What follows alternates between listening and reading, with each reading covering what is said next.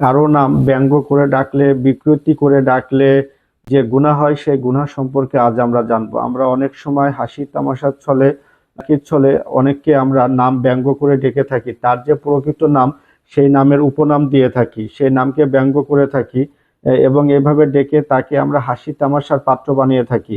এটি করা যাবে না, এটি অত্যন্ত গুনাহের কাজ। প্রত্যেক ব্যক্তির একটি নিজস্ব নাম আছে এবং সেই নিজস্ব নামে যদি তাকে ডাকা হয় তাহলে সে অনেক খুশি হয়। আমরা যে নাম ব্যঙ্গ করে ডেকে থাকি, এই ব্যঙ্গ করে ডাকার কারণে আমরা কিন্তু গুনাহের সাথে লিপ্ত হচ্ছি ভাই।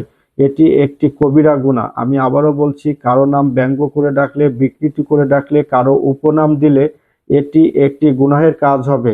আমরা হরহামেশা কিন্তু এই কাজটা করে যাচ্ছি। আমরা ইয়ার্কির ছলে করছি, তামাশার ছলে করছি। এটা থেকে আমরা বিরত থাকবো ইনশাল্লাহ। আমরা যারা জানি না, আজ আমরা বিষয়টা জানলাম।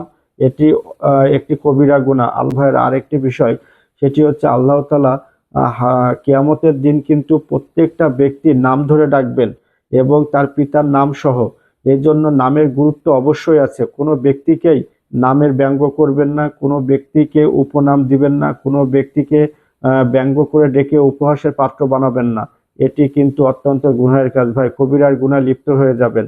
এটি থেকে বিরত থাকুন। আল্লাহ তাআলা সকলকে বিরত থাকার তৌফিক দান করুক। আল্লাহ তাআলা আমাদের সকলকে ইসলামের সহজ ও সুন্দর জীবন ব্যবস্থা মেনে ও বুঝে চলার তৌফিক দান করুক। আল্লাহ তাআলা আমাদের সকলকে আমাদের নবী হযরত মুহাম্মদ সাল্লাল্লাহু আলাইহি সাল্লামের জীবন আদর্শে জীবন গড়ে তোলার তৌফিক দান করুক। সবাই অনেক বেশি ভালো থাকবেন। আসসালামু আলাইকুম।